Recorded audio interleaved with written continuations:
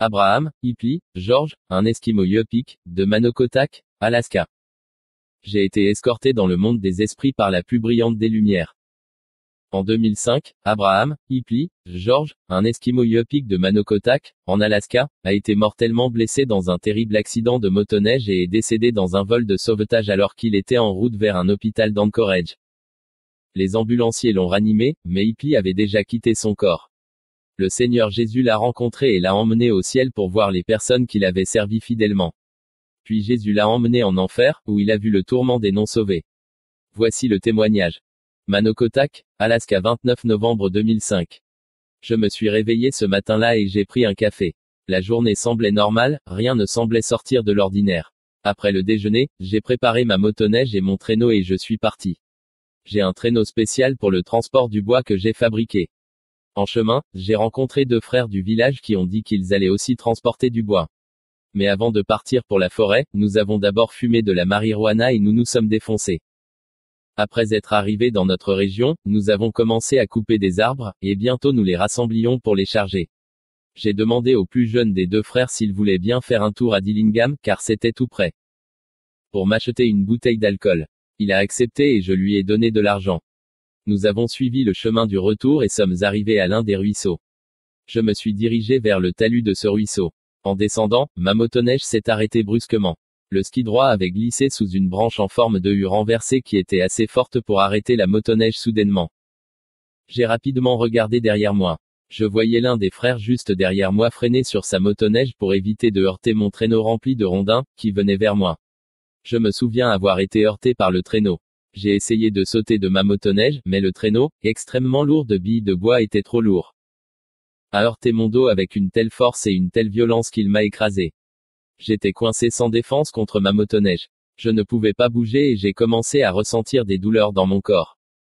Les frères ont sauté de leur motoneige et se sont précipités à mon secours presque immédiatement. Pour faire descendre le traîneau, ils ont dû décharger les rondins jusqu'à ce qu'ils soient capables de le soulever. Pendant ce temps, j'ai commencé à avoir des trous de mémoire, à entrer et sortir de ma conscience. J'ai aussi commencé à vomir beaucoup de sang. Finalement, on m'a amené à l'aéroport et je suis arrivé à l'hôpital de Dillingham. Les médecins m'ont fait des radios et je les entendais parler, ils disaient, il va mourir de ses blessures avant l'arrivée de l'ambulance. D'après leur radio, j'avais 3 côtes cassées. Mon bassin était cassé en 4 endroits. J'avais 4 vertèbres écrasées. Ma colonne vertébrale était pliée et sectionnée. Mon foie et ma rate ont été déchirés par une côte cassée, et un poumon a été perforé par une côte cassée. Inutile de dire que je faisais une hémorragie interne. Pendant mon séjour à l'hôpital Kanakanak, un homme russe est venu et a prié pour moi. Il a dit, Seigneur, si c'est votre volonté, prolongez sa vie. La prochaine chose que je sais, c'est que j'étais sur l'évacuation médicale vers Anchorage sur un Learjet. Il y avait 4 ambulanciers ou EMT dans l'avion, et ils me surveillaient. Ma tension artérielle continuait de chuter. Finalement, mon cœur s'est arrêté. J'ai fait un arrêt cardiaque et je me suis évanoui. J'ai eu l'impression de m'endormir. Je me suis réveillé et j'ai vu mon corps allongé sur le brancard et les ambulanciers qui s'occupaient de moi. Je vivais une expérience extracorporelle. Pourtant, je pouvais encore voir, entendre, sentir, goûter et ressentir, j'avais tous mes sens même si je voyais mon corps allongé sur le brancard. Je pouvais les voir utiliser ce que je pensais être des câbles de batterie sur moi, et je pouvais voir mon corps et ma poitrine se soulever quand ils l'utilisaient sur moi. Mais l'écran du moniteur cardiaque ne montrait qu'une ligne plate. Le défibrillateur n'a pas fonctionné, je n'ai pas réagi. Puis j'ai entendu un autre ambulancier dire, notez l'heure de sa mort. Après l'avoir noté, un ambulancier a dit, essayons encore une fois. Ils ont utilisé à nouveau les câbles de batterie sur moi, et mon corps a sauté une fois de plus. Cette fois, ça a semblé fonctionner, mon cœur a redémarré. Le TAS s'est monté au ciel. Mais alors, la plus brillante des lumières, la silhouette d'un homme, se tenait près de moi sur le côté droit. Il était rempli d'amour, de joie et de paix. Il s'est exprimé en Yupik et m'a parlé d'une manière douce qui m'a rempli d'un doux sentiment de picotement. Il m'a demandé si je voulais aller à l'endroit où vont les âmes sauvées. L'endroit où il m'a emmené était rempli de la gloire de Dieu. J'ai vu des rues en or sous mes pieds. Même le sol était plein de lumière et il n'y avait pas d'ombre. Quand il m'a fait monter, j'ai cherché un soleil ou une lumière mais il n'y en avait pas. Je me suis demandé d'où venait la lumière. Lui, Jésus, a dit, je suis la lumière du monde. J'ai vu beaucoup d'âmes sauvées de toute nationalité avec cette brillante lumière. Les âmes sauvées avaient des vêtements blancs, même les anges avaient des vêtements blancs. Et il n'y avait que des jeunes gens. Il n'y avait pas de personnes âgées. J'ai reconnu beaucoup d'âmes sauvées. J'ai vu des gens d'Akiatchak et de Manokotak. J'ai vu ceux de ma famille, mon père, ma grand-mère, des tantes, des oncles, des membres de la famille de ma femme, et d'autres que je n'avais jamais rencontrés auparavant. Je me suis demandé dans mes pensées, qui est-ce? Jésus connaissait toutes mes pensées et me disait leurs noms. Voici Evon John, et les noms de monsieur et madame Minesta, et Andrevski Gloko, et ainsi de suite. J'ai réalisé qu'ils avaient l'air si jeunes avec des peaux brillantes et lisses, et qu'ils étaient vêtus de robes blanches. Leur robe avait une forme avec le brouillard, le plus brillant, le plus éclatant et le plus pur qui se déplaçait sur leur robe. J'ai vu ceux qui sont morts de vieillesse, mais ici ils étaient tout jeunes, environ 33 ans. J'ai même vu une femme qui est morte de vieillesse, mais ici au ciel, elle était une jeune femme. J'ai vu une autre femme qui était morte de vieillesse, mais ici au ciel, elle était aussi une jeune femme. J'ai demandé, comment se fait-il qu'ils soient si jeunes? Jésus répondit, quand ils étaient jeunes, ils m'ont accepté. Je suis le chemin, la vérité et la vie. Les hommes et les femmes avaient des cheveux noirs et une chevelure complète. Les femmes avaient des cheveux longs et ondulés et un vent doux semblait souffler sur leurs cheveux. Certains avaient des ailes et d'autres ne portaient pas la robe blanche la plus brillante et la plus pure faite de brouillard. Ils ont dit au ciel, nous ne serions plus mariés, mais nous vivrions comme frères et sœurs. Jésus disait, regarde. Chaque fois que je regardais, mes yeux s'ouvraient. J'ai même vu beaucoup de petits enfants, et des anges avec des ailes volant autour d'eux, mais certains n'en avaient pas. Le toucher des plumes des anges était doux et la plus brillante des lumières à ma droite m'a dit que ces bébés étaient ceux des fausses couches, des avortements et des morts-nés. Mais leurs parents, les mères qui sont sauvées, les reconnaîtront et les bébés reconnaîtront leurs parents et leurs mères, m'a-t-on dit. Cet endroit est si merveilleux. Jésus a fait cet endroit pour les âmes sauvées. La descente de l'enfer. Puis la plus brillante des lumières a demandé, voulez-vous voir où vivent les âmes non sauvées? Mais je n'avais aucune autorité ou contrôle sur mon esprit et mon âme, tout ce que le Seigneur disait, tout mon être obéissait à sa voix.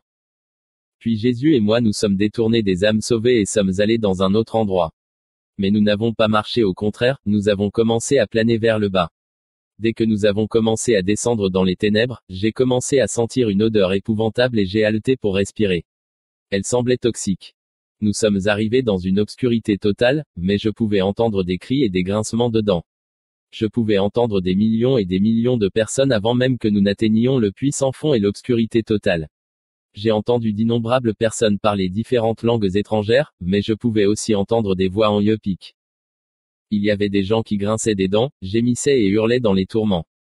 Il y avait aussi des chrétiens qui désobéissaient au Seigneur et devenaient comme le serviteur incorporable qui est jeté dans les ténèbres extérieures. Matthieu 22h13. Alors le roi dit au serviteur, liez-lui les pieds et les mains, emmenez-le et jetez-le dans les ténèbres du dehors, où il y aura des pleurs et des grincements de dents. Matthieu 25/30. Et vous, jetez le serviteur inutile dans les ténèbres du dehors, il y aura des pleurs et des grincements de dents. Eux et ceux qui sont morts dans leurs péchés criaient, donnez-moi une autre chance. Il existe différents niveaux d'enfer, et les pires des pécheurs sont tourmentés de la pire des façons.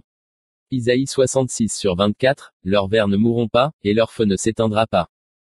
Les 3 hommes en enfer. Le Seigneur m'a montré 3 hommes différents parlant yupik. La gloire du Seigneur m'a montré le premier homme parlant yupik. La gloire du Seigneur m'a montré l'âme perdue, et des vers sortaient de ses yeux, de son nez, de sa bouche et de ses oreilles. L'homme dit en yupik, ce n'est pas un endroit pour moi, je suis fatigué d'avoir soif. Je souffre et je suis fatigué d'être tourmenté. Pourquoi suis-je ici? Donnez-moi une autre chance. Il a répété cela 3 fois. Le Seigneur lui répondit après la 3e fois. Quand tu étais sur terre, je t'ai donné beaucoup de chance. Mes bras étaient grands ouverts pour te recevoir. Je t'ai appelé par un nom, mais tu n'as pas écouté mes paroles et ma voix. Vous avez choisi de profiter des plaisirs du péché, des drogues, de l'alcool et des plaisirs terrestres. Vous avez choisi de ne pas aller à l'église, de vous repentir et de vivre pour moi. Vous serez ici pour un long moment jusqu'au jour du jugement, alors vous serez jugés selon vos œuvres et jetés dans le lac de feu, où les démons vous tourmenteront pour toujours. Le Seigneur m'a ensuite montré un autre homme parlant yupik. La gloire du Seigneur m'a montré l'âme perdue, et des vers sortaient de ses yeux, de son nez, de sa bouche et de ses oreilles. L'homme dit, ne me regardez pas, ne vous approchez pas de moi, j'ai honte de moi. Ce n'est pas un endroit pour moi. Je suis fatigué d'avoir soif, je souffre, je suis fatigué d'être tourmenté. Pourquoi suis-je ici? Donnez-moi une autre chance. Il a répété cela 3 fois. Le Seigneur lui répondit après la 3e fois. Lorsque tu étais sur terre, tu buvais de l'alcool. Avant que ton heure ne vienne, et avant que tu ne te repentes et ne viennes à moi pour être mon serviteur, tu as pris ta propre vie et tu t'es suicidé. Tu as pris ta vie qui ne t'appartient pas, tu m'as trompé en prenant ta propre vie. Tu resteras ici pour toujours jusqu'au jour du jugement dernier, puis tu seras jeté dans le lac de feu où les démons te tourmenteront pour toujours. Il y avait beaucoup de gens en enfer, beaucoup d'âmes, elles sont toutes arrivées trop tard et sans Jésus. Le Seigneur m'a montré un troisième homme Yopik, qui était un prédicateur. La gloire du Seigneur m'a montré l'âme perdue, et des vers sortaient de ses yeux, de son nez, de sa bouche et de ses oreilles. L'homme dit, ce n'est pas un endroit pour moi, je suis fatigué d'avoir soif, je souffre, je suis fatigué d'être tourmenté. Pourquoi suis-je ici? Donnez-moi une autre chance. J'ai servi le Seigneur et exercé mon ministère de prédicateur toute ma vie. Pourquoi suis-je ici? Il a dit cela 3 fois. Le Seigneur a répondu après la 3e fois.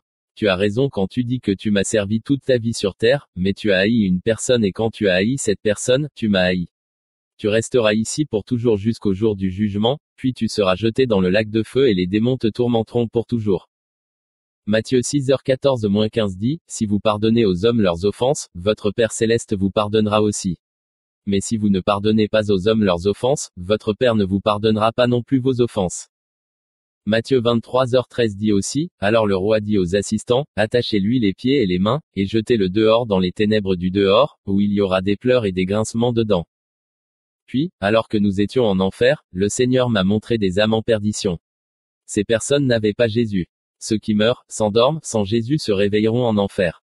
En ce moment même, alors que nous parlons, des gens tombent en enfer. Les vers de l'enfer ne mourront jamais. Les vers sont là en ce moment même et ils s'attaquent à ces pauvres âmes.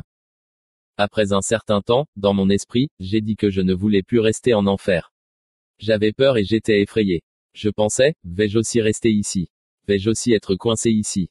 Vais-je passer l'éternité ici? Et la voix, la plus brillante des lumières m'a dit, comme si elle lisait dans mes pensées, je vais te reprendre. Le retour au ciel et à la terre. Jésus m'a ramené à l'endroit où vont les âmes sauvées. Il m'a ramené au ciel, jusqu'à l'endroit le plus lumineux où j'ai retrouvé mes proches. Le Seigneur m'a placé à côté de mon Père, qui m'a dit, ce n'est pas ton heure, tu dois y retourner. Après avoir passé quelque temps au ciel, le Seigneur m'a dit qu'il me ramenait. Et quand Jésus et moi descendions, il m'a dit, dis à mes enfants que je les aime. Dis-leur qu'il y a des cieux et l'enfer. Dis-leur que je suis le chemin, la vérité et la vie. Dites-leur que personne ne vient au Père si ce n'est par moi. Dis à mes enfants que je viens bientôt. Il m'a dit cela 3 fois. Je ne voulais pas y retourner.